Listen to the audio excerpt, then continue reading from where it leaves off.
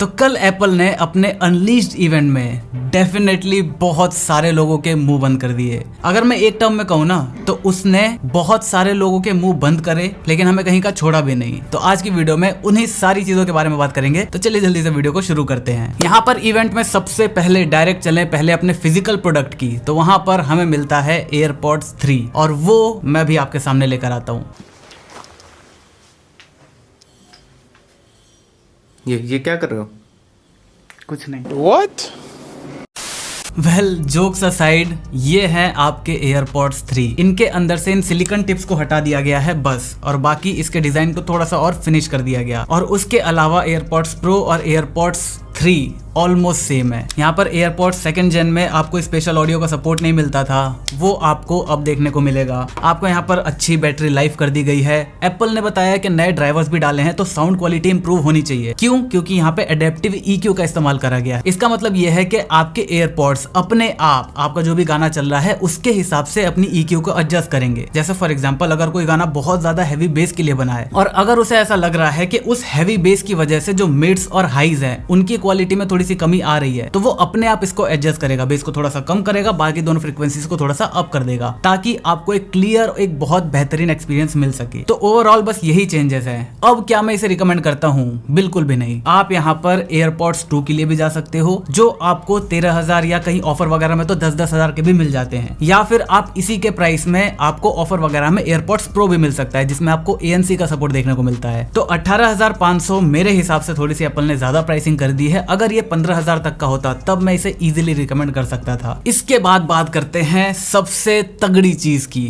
पहला ऐसा इवेंट हुआ है पिछले कुछ टाइम में जहां पर लगभग सारे ही लीक सही हुए हैं। यहां पर नाम बिल्कुल गलत है। सब लोग यही सोच रहे थे कि M1X आएगा या फिर M2 आएगा, लेकिन यहां पर जो 2 नए प्रोसेसर्स आए हैं उनका नाम है M1 Pro और M1 Max। अब ऐसा इसलिए करा गया क्योंकि यहां पर जो बेसिक आर्किटेक्चर है वो बिल्कुल सेम है। अब आर्किटेक्चर को मैंने पहले भी समझा रखा है, एक बार अगर ब्रीफ में बिल्कुल समझाऊं तो एक बंदा है जिसको अपने कॉलेज से जाके एक डिग्री लेनी है। अब उसे अगर डिग्री चाहिए तो उसे अकाउंट डिपार्टमेंट्स, लाइब्रेरी डिपार्टमेंट, आपके जो दूसरे स्पोर्ट्स डिपार्टमेंट मान लो, कुछ भी मान लो, अपना जो भी ब्रांच था उन ब्रांच के डिपार्टमेंट से सबसे जाके सिग्नेचर लेके आने हैं। अब वो लड़का जो है वो उस बिल्डिंग में जाएगा और अपना काम करके कितनी तेजी से वापस आ सकता है वो उसके आर्किटेक्चर पर डिपेंड करता है। आपका आर्किटेक्चर जितना सिंपल होगा वो उतनी ही जल्दी तुरंत जाकर अपना काम करके वापस आ जाएगा, या फिर वो थोड़ा ज्यादा कॉम्प्लिकेटेड होगा तो उसको टाइम लगेगा। तो यही बेसिक आपके CPU के अंदर भी है। एक इंफॉर्मेशन, एक बिट आपके CPU में गई, वो प्रोसेस होने के बाद उसका आउटपुट आने में कितना टाइम लगता है ये डिपेंड करता है उसके आर्किटेक्चर पे। तो यहाँ पर क्योंकि इसका आर्किटेक्चर बिल्कुल सेम है इसी वजह से इसके नाम को भी चेंज नहीं करा गया, बस क्योंकि यहाँ पर परफॉर्मेंस में बहुत बड़े जंप्स करे गए हैं, इस वजह से एक का नाम हो गया M1 Pro, एक का नाम हो गया M1 Max। बेसिकली दोनों में जो CPU परफॉर्मेंस है वो बिल्कुल सेम है। दोनों में आपको 10 कोर के CPU मिलते हैं एज एक्सपेक्टेड,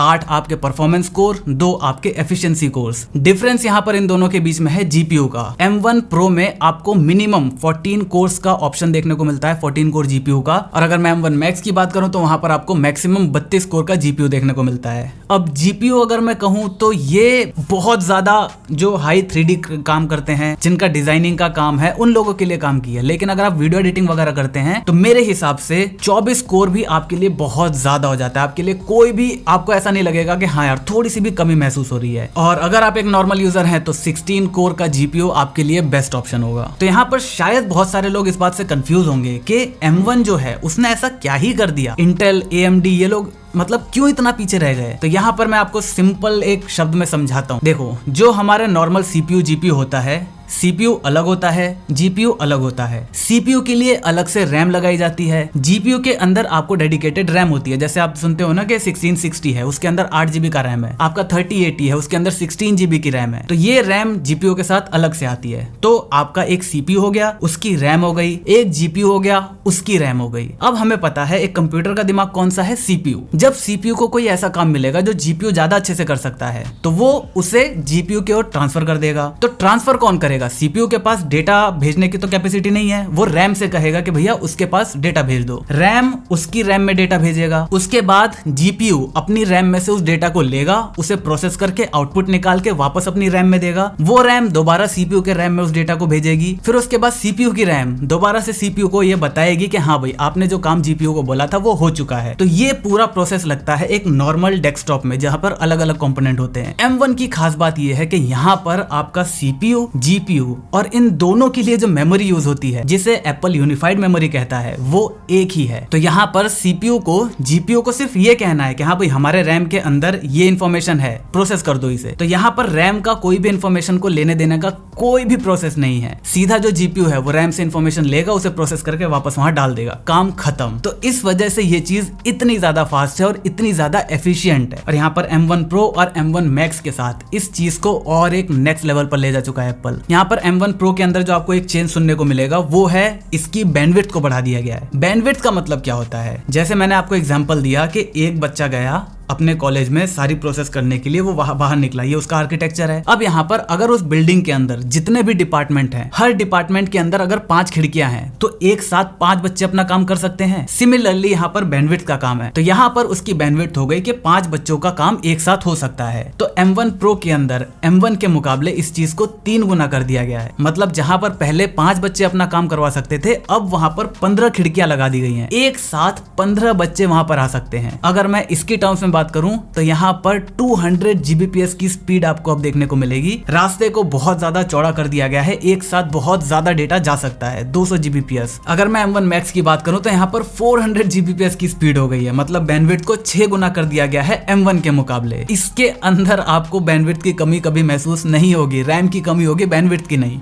सोचो ये उससे 6 गुना ज्यादा फास्ट हो गया है। अब यहाँ पर आपको इससे कंफ्यूज नहीं होना है कि 6 गुना अगर बैंडविड्थ बढ़ गई है तो स्पीड भी 6 गुना बढ़ेगी, नहीं। एक साथ वहां पर 15 बच्चे, 30 बच्चे आ सकते हैं, लेकिन उन काउंटर्स पे जो लोग हैं उनकी स्पीड कैसी है इस पर भी चीज डिपेंड करती है। तो यहाँ पर बैंडविड्थ का काम सिर्फ डेटा को पहुंचाने तक का है, उसके बाद का काम सीपीयू, जीपीयू इन सब का है। तो ऑब्वियसली अगर प्रोसेसर इतना केपेबल है, वो ज्यादा डेटा को एक साथ हैंडल कर सकता है, तो जितनी ज्यादा बैंडविड्थ होगी उतना उसके लिए अच्छी बात है। यहाँ पर अगर मैं M1 Max की बात करूं तो वो डेफिनेटली एक प्रो लोगों की मशीन है, प्रोफेशनल्स की मशीन है। एप्पल ने अपना पूरा 100% ब्रेन यूज कर लिया है। यहाँ पर आपको 2 वीडियो एनकोडिंग इंजन मिलते हैं M1 Max में, और 2 ProRes एनकोडिंग और डिकोडिंग इंजन दोनों। अब ये दोनों क्या होते हैं इसके लिए मैं एक डेडिकेटेड वीडियो बनाऊंगा, क्योंकि अलग टॉपिक है बिल्कुल। डेफिनेटली इस बार जरूर बनाऊंगा जल्दी ही। अगर आप ये 2-3 दिन बाद देख रहे हो वीडियो तो नीचे लिंक डिस्क्रिप्शन में आपको मिल जाएगी उस वीडियो की, जहां पर एनकोडिंग, डिकोडिंग इन सबको बहुत अच्छे से समझाया मैंने। अगर अभी मैं बताऊं कि इनका काम क्या होगा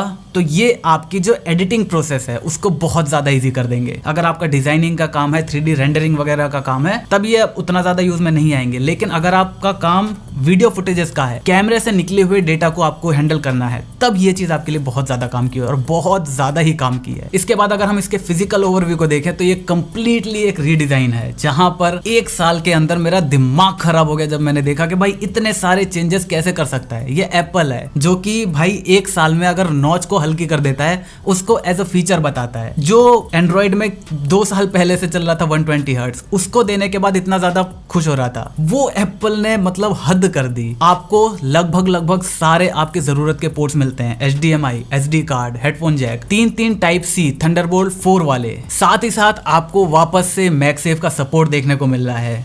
सिर्फ इतना ही नहीं, वो मैगसेफ फास्ट चार्जिंग को भी सपोर्ट करता है और वो आपके डब्बे के अंदर इंक्लूडेड है। मुझे लगा था कि एप्पल इसे अलग से बेचेगा, नहीं, वो आपको डब्बे के साथ मिलेगा। हालांकि आपको अभी भी 90 वॉट का चार्जर देखने को मिलेगा जो कि इसको नॉर्मल स्पीड से चार्ज करेगा, लेकिन नए वाले मैकबुक्स आपकी फास्ट चार्जिंग को भी सपोर्ट करते हैं 30 मिनट के अंदर 50%। एक तो इसकी बैटरी लाइफ इतनी खतरनाक, ऊपर से फास्ट चार्जिंग। हाँ, उसके लिए आपको अलग से 140 वॉट का अडेप्टर आपको खरीदना पड़ेगा एप्पल की वेबसाइट से, लेकिन फिर भी इमेजिन करो भाई। और सिर्फ इतना ही नहीं, यहाँ पर भी चलो ठीक था कि हाँ ये भी था, 120 हर्ट्ज रिफ्रेश रेट भी आपको देखने को मिलता है। भाई मुझे ये समझ नहीं आ रहा, देखो इसकी जरूरत नहीं थी। आप अगर मैकबुक का लोग यूज गेमिंग के लिए नहीं करते, 10% जनता भी नहीं होगी जो मैकबुक्स पे गेम करती होगी, तो यहाँ पर मेरे हिसाब से कोई भी वो नहीं बनता था यार 120 हर्ट्ज देने का। फोन के अंदर लाने में इतना टाइम लग गया और मैकबुक में बिना वजह के दे दिया, मतलब समझ ही नहीं आ रहा। 120 हर्ट्ज भी अगर आपको ज्यादा लग रहा है, इसके अंदर आपको मिनी LED देखने को मिलता मिलती है भाई, जो आपको iPad Pro के अंदर देखने को मिलती है 2021 वाले। ऑलमोस्ट OLED का एक्सपीरियंस आपको देखने को मिलेगा, लिक्विड रेटिना XDR डिस्प्ले जिसको एप्पल ने कहा है।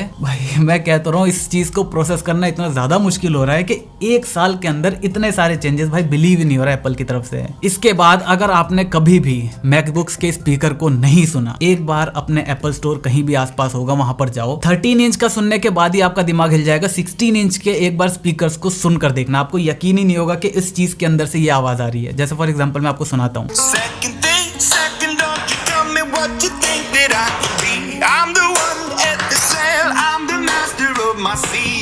एक बार जाके 16 इंच वाले की आवाज सुनना, और यहाँ पर उन्होंने इस बार स्पीकर्स को और भी ज्यादा इंप्रूव कर दिया है। मतलब एक तो लगता था कि यार इससे अच्छा क्या ही दे सकते हैं, जैसे आईफोन्स के केस में हर साल लगता है कि स्पीकर्स इतने कमाल के हैं, अब इससे अच्छा क्या ही होगा। आईफोन 13 के अंदर देख लो, फिर से इंप्रूवमेंट आपको देखने को मिलेगी। साथ ही साथ यहाँ पर जो इसके माइक्रोफोन्स है वो भी काफी अच्छे हैं। इस बार M1 Max और M1 Pro के साथ और भी तगड़े कर दिए गए हैं। यहाँ पर जो नॉइस फ्लोर था वो उसे काफी ज्यादा कम कर दिया गया है। मतलब यार अब कैसे कितने सारे चेंजेस करे गए। तो यहाँ पर मैं इतनी सारी तारीफ कर क्यों रहा हूँ? पहली बात, भाई एप्पल नहीं जाना चाहता इस चीज के लिए। 1 साल में वो 2 से 3 चेंजेस कर दे, बहुत बड़ी बात होती है। कंप्लीट रीडिजाइन, आउटसाइड, इनसाइड, ऊपर नीचे, दाएं बाएं, हर तरीके से रीडिजाइन भाई, अंदर तक पूरा। ये बहुत कमाल की बात है। टच बार लोगों को पसंद नहीं आ रहा था, टच बार हटा दिया। कीबोर्ड्स, जो यहाँ पर कीबोर्ड अगर आप देख रहे हो तो ये केवल कीज लगी हुई है सेम चैसी के अंदर। यहाँ पर इसके ऊपर आपको बिल्कुल मैजिक कीबोर्ड की तरह एक डेडिकेटेड ब्लैक कलर का वो दे दिया गया आउटर शेल, ताकि